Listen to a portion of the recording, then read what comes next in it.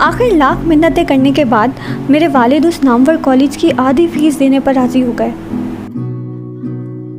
और बाकी की फ़ीस मुझे ट्यूशन पढ़ाकर पूरी करनी थी। इतने जतन के बाद आज फाइनली मेरा दाखिला एक मशहूर कॉलेज में हो गया। अगर आप ये समझ रहे हैं कि मुझे पढ़ने का शौक़ होगा इसलिए एक अच्छे कॉलेज में दाखिले के लिए इतने जतन किए, तो आपका अंदाज़ा बिल्कुल गलत है। दरअसल मुझे सिर्फ एक हाई फाई कॉलेज में पढ़ने का शौक़ था, क्योंकि एक मिडिल क्लास फैमिली का फ़र्द होने के बावजूद मुझ में अपर क्लास के लोगों जैसी ख्वाहिशें और आदतें थीं। हमारी फैमिली में सब चादर देखकर पाँव फैलाने वालों में से थे। छोटी छोटी ख्वाहिशात जो अक्सर पूरी भी हो जाया करती थी, मगर मेरी ख्वाहिशें वो भी इतनी बड़ी बड़ी होती कि कोई चाहकर भी पूरी ना कर सके। लिहाजा ज़्यादातर मैं अपनी ख्वाहिशात को अपने तक ही महदूद रखती। अपनी फैमिली में सिर्फ एक मैं ही थी जो बचपन से ही सबसे मुख्तलिफ थी। मेरी पसंद तौर तरीके हमेशा से ही सबसे अलग रहे। हमेशा से ही बड़ी सोच, बड़े ख्वाब, बड़े बड़े शौक़ रहे। हम छोटे से फ्लैट में रहते थे जहाँ एक ही कमरे में 3 बहनें घुस घुस कर रहती, कोई प्राइवेसी नहीं और हर चीज़ में शेयरिंग। अजीब गुर्बत का सा आलम, ना पूरे गरीब और ना पूरे अमीर। भाई हमारा एक ही था।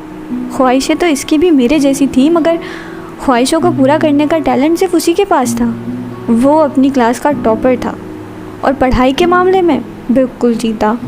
उसका मुस्तकबिल मुझे रोशन दिखाई देता था।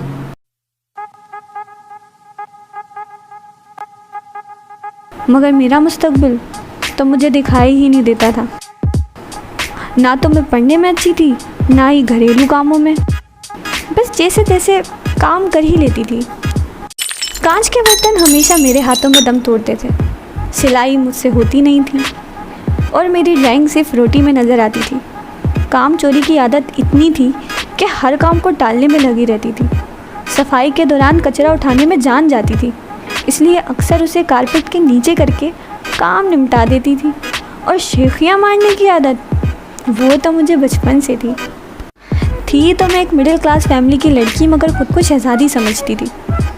मेरा एटीट्यूड और स्टाइल देखकर अक्सर लोग मुझे अपर क्लास का ही समझते थे, लेकिन जब हकीकत मालूम होती तो मेरी सारी शेखियाँ धरी की धरी रह जाती। इसके अलावा मैं बचपन से ही बहुत ज़िद्दी भी थी। एक बार जो ज़िद पर अड़ जाऊँ तो मजाल है कि कोई मुझे हटा सके। लेकिन वक्त के साथ साथ मुझ में काफ़ी तब्दीलियाँ आईं। वालिद साहब का एहसास हुआ कि वो हर बार मेरी ज़िद पूरी नहीं कर सकते, इसलिए मैंने ज़िद करना कम कर दी और साथ ही साथ अपनी ख्वाहिशात का इजहार भी। अब मैं हर चीज़ घर वालों की पसंद की लेती, क्योंकि मेरी पसंद हमेशा इतनी महंगी होती कि जिसे वालिद साहब की छोटी जेब पूरा नहीं कर सकती थी। जब मैं 9वीं जमात में आई तो ट्यूशन पढ़ाने की इब्तिदा की। मैं पढ़ने में ज़्यादा अच्छी तो ना थी, मगर ठीक ठाक ही पढ़ लेती थी। जब मैट्रिक के इम्तिहान हुए तो अपनी मार्कशीट पर A+ देखकर सबसे ज़्यादा हैरानी तो मुझे खुद हुई कि यार इतना अच्छा रिज़ल्ट कैसे आ गया। मार्कशीट पर A+ देखकर मेरे सोए हुए अरमान जाग उठे और एक अच्छे और मशहूर कॉलेज में पढ़ने की ख्वाहिश ज़िद में बदल गई। और आज फाइनली वो ज़िद भी पूरी हो गई। मैंने कहा था ना कि अगर मैं ज़िद पे अड़ जाऊँ तो पीछे हटाना मुश्किल ही नहीं, नामुमकिन हो जाता है। कॉलेज का पहला दिन और मैं नया यूनिफॉर्म ज़ेबतन किए, परफ्यूम वगैरह लगाकर अच्छे से तैयार होकर पहुंची। यहाँ का माहौल मुझे काफ़ी अच्छा लगा, बिल्कुल मेरी एक्सपेक्टेशंस के मुताबिक। साफ़ सुथरा माहौल और मैनर्स वाले लोग, क्योंकि अब तक मुझे ज़िंदगी में जितने भी लोगों से वास्ता पड़ा था उनमें से सिर्फ चंद एक के पास ही मैनर्स नज़र आते थे। खैर, एक लड़की से मैंने अपनी क्लास का पूछा और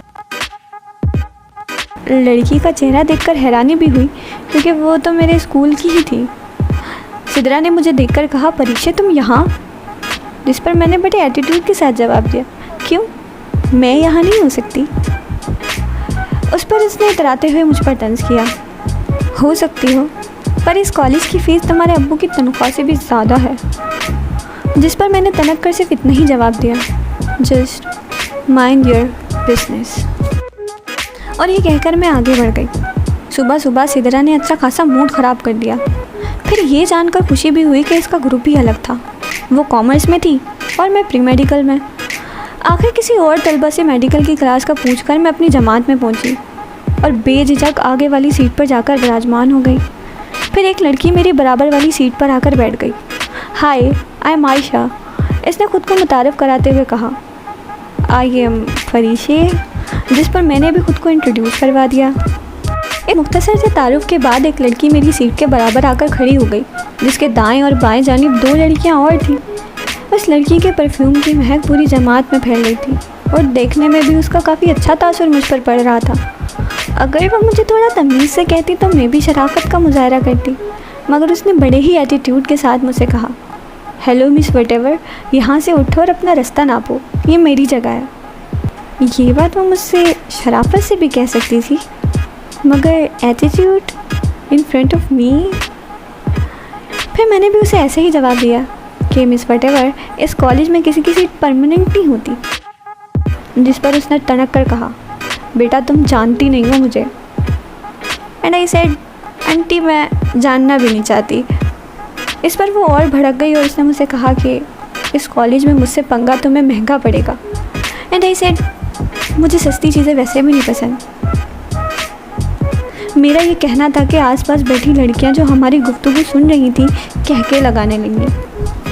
इससे पहले कि वो कुछ और कहती, कमरे जमात में उस्तानी साहिबा का दाखिला हो गया और उसे मजबूरन पीछे जाकर विराजमान होना पड़ा। उस्तानी साहिबा ने सबसे पहले पूरी जमात से अपना तारुफ कराया, फिर स्टूडेंट से बारी बारी सामने आकर अपना तारुफ देने को कहा। उनके कहने के मुताबिक तमाम स्टूडेंट्स ने अपना तारुफ देना शुरू किया। यहाँ किसी के वालिद लैंडलॉर्ड थे तो किसी के बिजनेसमैन।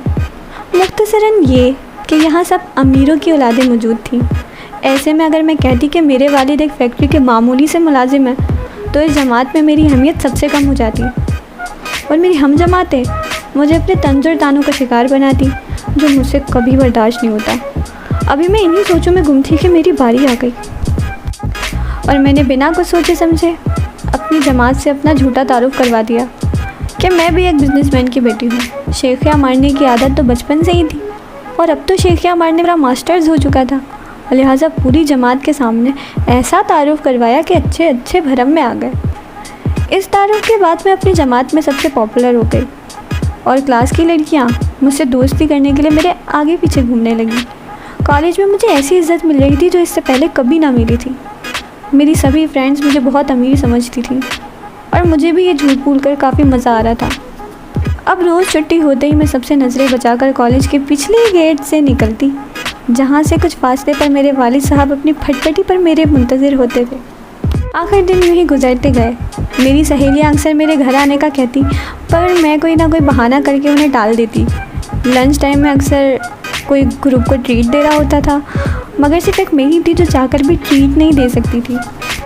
इन शॉर्ट ये कि मैंने जैसे तैसे अपने झूठ का राज किसी पर जाहिर नहीं होने दिया। लेकिन फिर एक मुसीबत ईद मिलन पार्टी के रूप में मेरे सामने आ गई।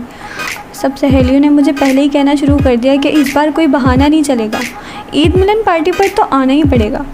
सबकी ज़िद के आगे आखिर मैंने हथियार डाल दिए